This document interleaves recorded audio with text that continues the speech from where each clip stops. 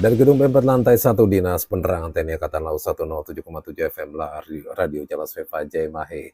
Selamat pagi Jajamar, senang sekali saya Arjun Samudra dapat menjumpai Anda kembali di edisi awal pekan tentunya di salah satu program bincang-bincang wawancara bersama dengan narasumber yang dikemas dalam program berita di Sailor News. Salah satu program yang tentunya menghadirkan narasumber di edisi awal pekan Senin 21 April 2025.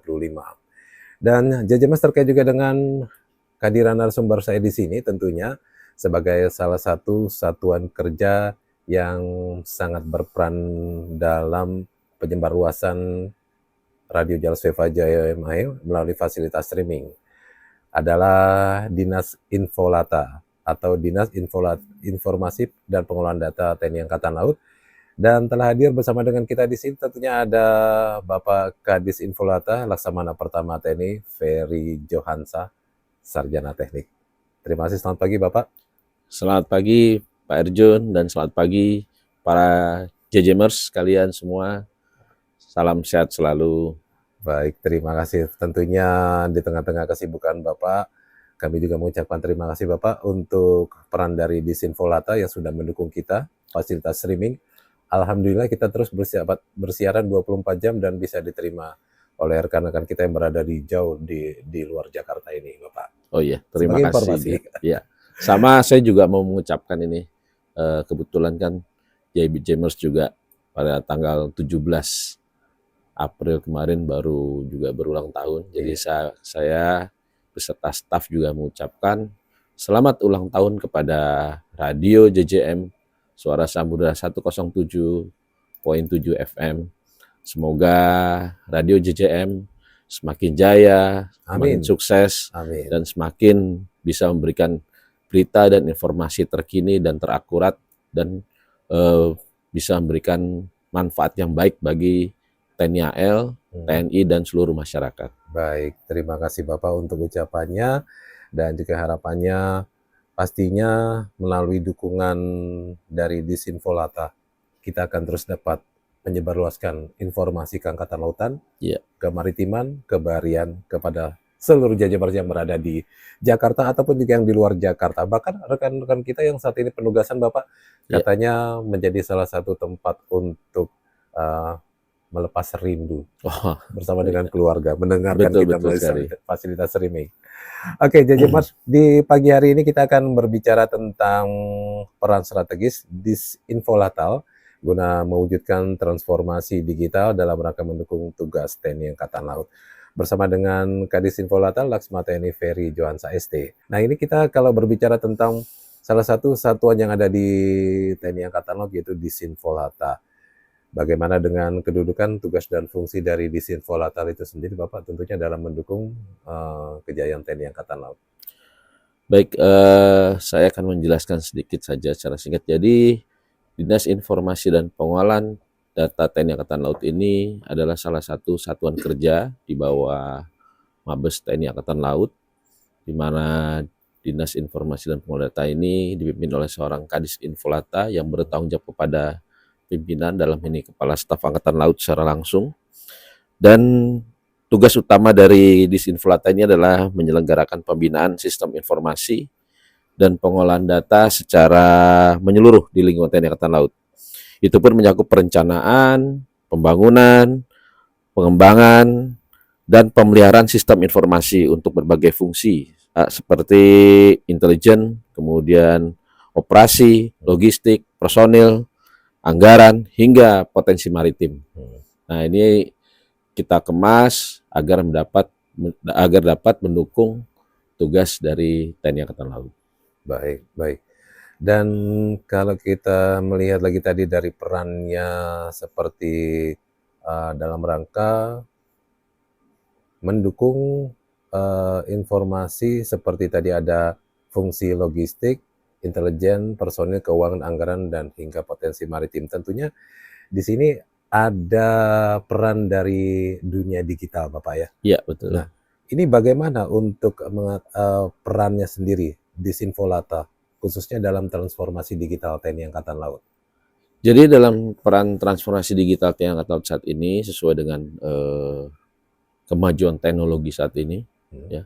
Kemudian sudah perintah juga dari pimpinan kita saat ini, Kepala Staf Angkatan Laut, agar kita segera melaksanakan transformasi digital secara menyeluruh.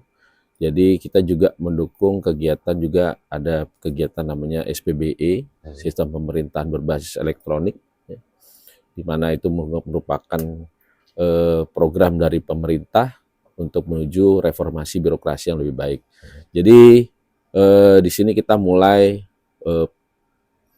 pelan-pelan, tapi tidak terlalu pelan juga, tapi secara cepat dan bersama-sama kita melaksanakan dari merubah dari sistem-sistem yang bersifat analog menjadi digital. Jadi yang sudah dilaksanakan seperti sistem informasi personel, kemudian sistem informasi Urikes, kemudian sistem informasi kesehatan, logistik. Nah, ini kita rubah menjadi suatu sistem digital yang dari analog menjadi digital, kemudian kita olah ini menjadi sistem yang terintegrasi, jadi tidak lagi bersifat parsial.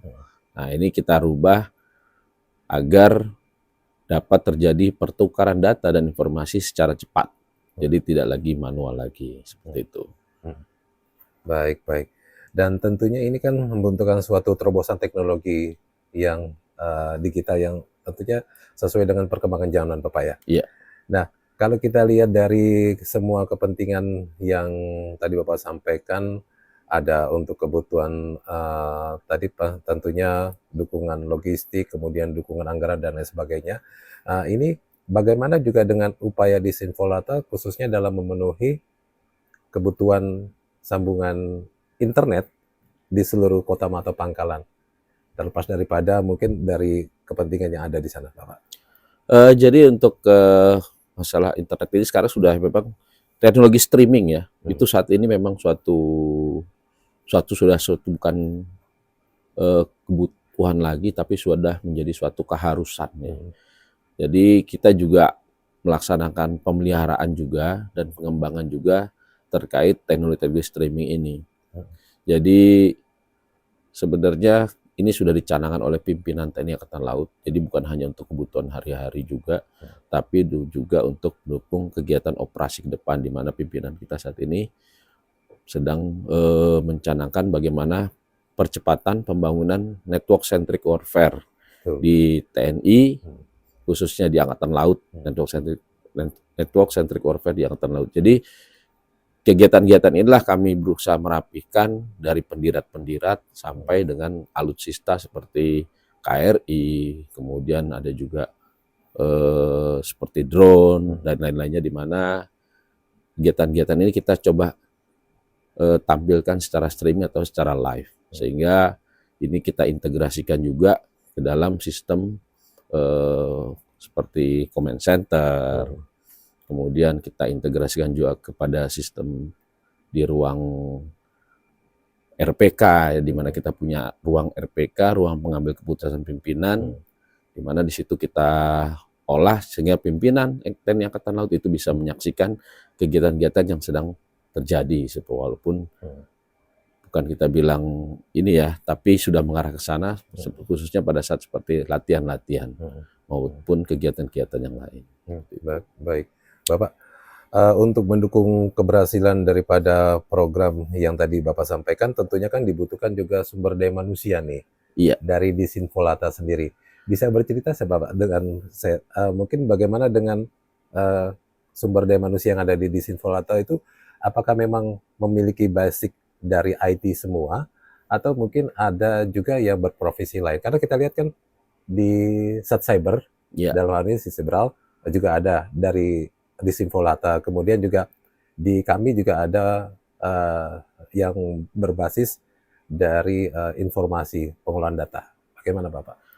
Jadi begini, seperti di awal saya sampaikan bahwa saat ini teknologi digital itu bukan lagi suatu kebutuhan, tapi sudah menjadi suatu keharusan. Jadi di sini saya sebagai selaku pembina profesi IT di Angkatan Laut, jadi kami tetap melaksanakan pembinaan-pembinaan personil melalui pelatihan-pelatihan. Ya. Jadi kami pun tidak melihat bahwa mengkotak-kotakan ini siapa, tapi setiap personil yang memang kami lihat punya potensi dia di bidang IT, kami berusaha gandeng, kami berusaha tarik, dan kami berusaha laksanakan pembinaan. Jadi saya sampaikan juga bahwa Infolata ini pun bukan berarti berdiri sendiri. Ya. Kami tetap bersemangatkan adalah sinergi dan kolaborasi. Jadi kami juga bekerja juga dengan seperti dari Dispenal, kemudian dengan Sintelal, ya, atau kita bekerja juga di Spamsana, Satsiber, kan seperti itu. Kemudian ada operasi juga, di mana tahun ini pun kita juga sudah membangun sebuah tahun 2024 kemarin membangun sebuah command center atau Puskodal TNI AL sistem di sana, di mana kita juga sudah memanfaatkan teknologi bukan hanya intelijen saja.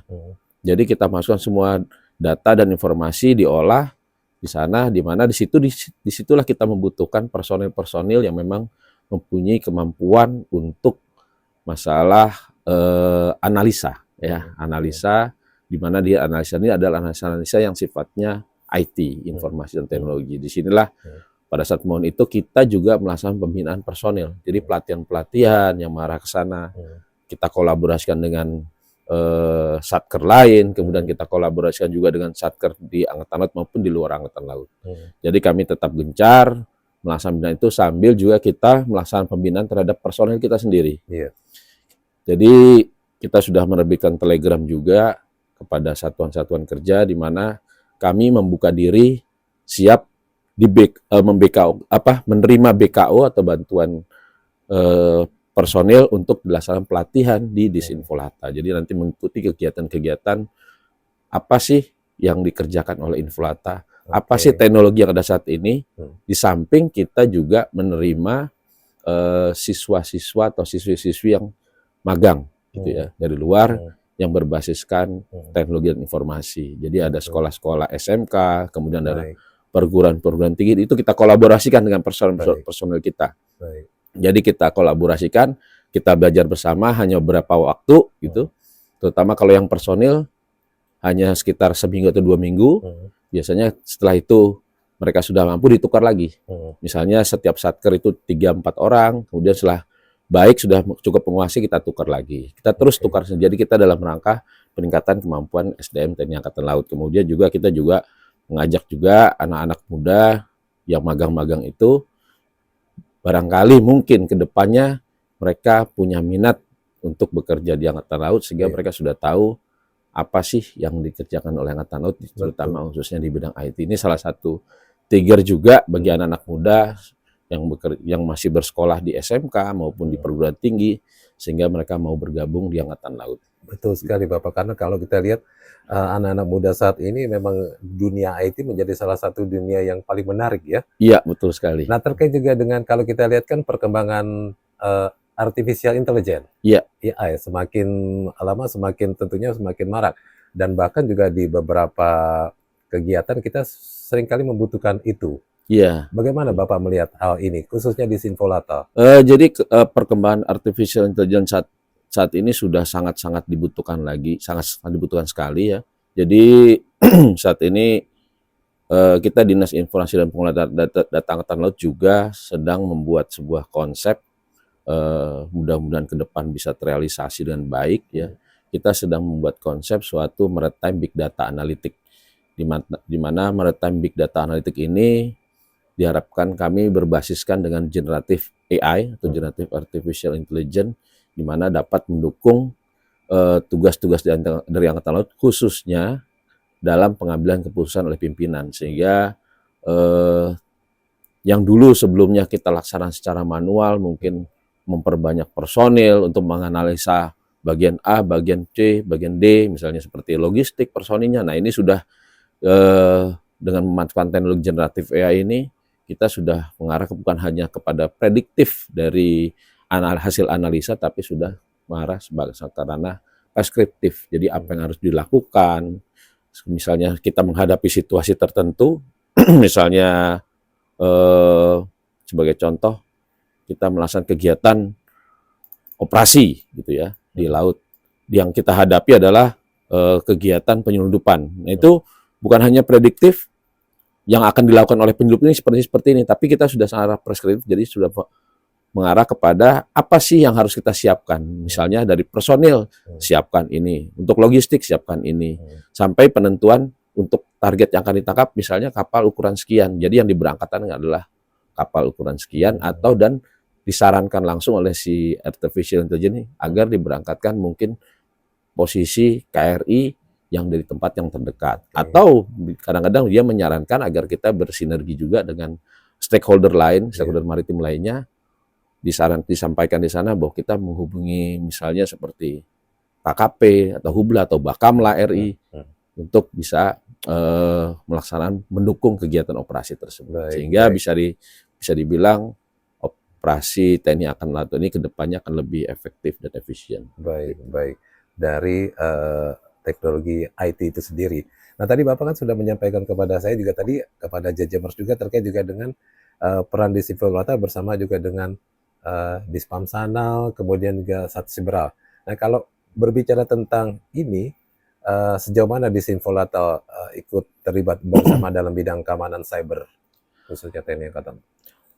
Jadi para Jajamers juga kami sampaikan juga bahwa Disinfiltrata bersama dengan Satsiberal melaksanakan fungsi pengamanan data TNI Angkatan melalui CSIRT ya, di mana kita memiliki Naval CSIRT, kita juga bekerja sama dengan BSSN, di mana Disinfiltrata dalam pengamanan data ini tidak bisa bekerja sendiri, jadi tetap kita harus mendapat dukungan juga dari Satsiberal, di mana saat ini kita memiliki data center di Gedung Signus. Nah, di mana di Gedung Signus itu ada data center milik Disinfiltrata TNI Angkatan Laut, di mana seluruh data-data itu kita tempatkan di Signus. Kemudian di sana juga ditempatkan juga personel-personel dari Satsiberal di Dispamsanal. Jadi kami dalam menjaga ini bukan kami bekerja sendiri, tetap kami dibantu dan kita berkolaborasi dan bersinergi dengan Dispamsanal, sehingga dibentuklah namanya Naval CSIRT itu. Jadi kita menghadapi insiden-insiden, seandainya ada malware atau serangan-serangan yang masuk ke dalam maupun yang keluar, itu kita jaga semua. Jadi kalau kami mungkin seperti kita hanya melaksanakan penjagaan dari Disinfiltrata menggunakan firewall atau pengamanan yang lain, tapi kalau dari Satsiber itu lebih lengkap dan lebih detail lagi. Baik. Dan tentunya itu juga pernah ada narasumber saya juga, Daleko Satria, waktu itu Bapak pernah wawancara bersama dengan saya terkait juga hal tersebut. Memang luar biasa, dan itu memang dibutuhkan juga peran orang-orang berbasis IT dan juga dari cyber, kemudian juga dari PAM ya, pengamanan. Nah, dari semua yang tadi Bapak sampaikan, apa sih Pak tantangan utama yang dihadapi Disinfiltrata saat ini, Bapak Laksmaweri? Ya, jadi tantangan kami ke depan ini adalah kita berusaha terus mendigitalisasi semua sistem-sistem yang sifatnya analog. Kemudian kita juga mulai merubah juga, kebetulan sebelumnya saya sampaikan juga pada Jajamers juga bahwa sebelumnya Disinfiltrata TNI Angkatan ini sebelumnya di bawah Kewasgiatan Serena Angkatan Laut, sistem asisten perencanaan Angkatan Laut. Namun saat ini sudah di bawah asisten komunikasi dan elektronika Angkatan Laut. Sehingga kami harus mentransformasi sebagian, karena sudah banyak juga mungkin kegiatan-kegiatan kami yang sudah tidak sesuai lagi dengan yang lama. Jadi kami berusaha melaksanakan saat ini seperti validasi organisasi, di mana tujuan kami, outcome dan output kami ini harus mendukung ke arah informasi, peperangan informasi untuk mendukung kegiatan intelijen maupun operasi Angkatan Laut. Nah, disinilah kami berusaha merubah memvalidasi organisasi kami pelan-pelan akan kami ajukan, kemudian juga kita berusaha peningkatan sumber daya manusia kami. Jadi kita tingkatkan melalui pelatihan-pelatihan, kemudian pertukaran personil, kemudian juga kita tidak menutup diri terhadap satker-satker lain. Pada intinya kita tidak bisa lagi, kami sampaikan kepada personel Disinfolatal juga, bahwa kita tidak bisa bekerja sendiri. Tidak ada namanya Superman itu lebih hebat daripada super tim. Jadi super tim itu tetap lebih hebat daripada Superman. Nah, apa itu super tim? Yaitu kita bekerja secara bersinergi dan berkolaborasi dengan satker-satker lain seperti Dispenal, Dispamsanal, kemudian Satsiberal atau Puspenerbal juga gitu seperti, atau dan yang lain-lainnya. Jadi kami tidak boleh lagi pada kami sampaikan pada staf saya juga, kita tidak boleh lagi berpikir terkotak-kotak dan tidak boleh lagi berpikir secara ego sektoral. Ya. Jadi kita harus memikirkan bekerja secara bersama-sama, secara teamwork dan secara bersinergi. Itu akan membuat kita menjadi lebih kuat seperti itu. Baik. Sebelum kita break, ada satu pertanyaan Bapak. Kalau kita lihat tadi dari tantangan yang Bapak sampaikan, berarti untuk sumber daya manusia dari Infolatal itu tersebar sampai ke Lanal, Kotama, atau bagaimana Bapak? Sampai saat ini tersebar sampai Kotama. Cuma memang tidak menutup kemungkinan kita akan sebar juga sampai ke Lanal-Lanal gitu. Oleh karena itu kami juga tetap menerima yang tadi saya sampaikan. Kita sudah mengeluarkan telegram Bapak Kasal untuk misalnya ada staf dari Angkatan Laut yang memang senang dengan dunia IT, sehingga mereka ingin belajar tentang IT itu seperti apa. Jadi kami terima di Disinfolatal untuk melaksanakan pembinaan mungkin beberapa waktu, tidak selamanya. Setelah itu baru kita kembalikan lagi. Nanti dari sini kita juga sudah Disinfolatal sebagai pembina profesi IT juga sudah membuat sistem pengawasan. Jadi kita mulai pantau personil-personil TNI Angkatan Laut yang memang memiliki kemampuan bagus di bidang IT, itu kita pantau. Kita pantau terus dan kita laksanakan pembinaan. Tapi hasilnya pun seandainya dia hasilnya baik, tidak murni harus dia bekerja di Disinfolatal. Mungkin kita, ini dia cocok, dia bagus terkait IT-nya, tapi dia cocok di bidang intelijen. Nah itu kita berikan kepada satker yang membidangi intelijen atau membidangi penerangan atau cyber, itu kita tukar, kita berikan. Tapi tetap kita melaksanakan pembinaan tentang di bidang IT tersebut. Baik, luar biasa. Mudah-mudahan semuanya dapat terrealisasi. Dan Jajaman 107,7 FM, jangan lupa untuk like, subscribe, dan juga untuk pencet loncengnya, biar Anda tidak ketinggalan video-video dari kami. Jadi jangan kemana-mana, tetap di 107,7 FM Radio Jalas Seva Jaimahe.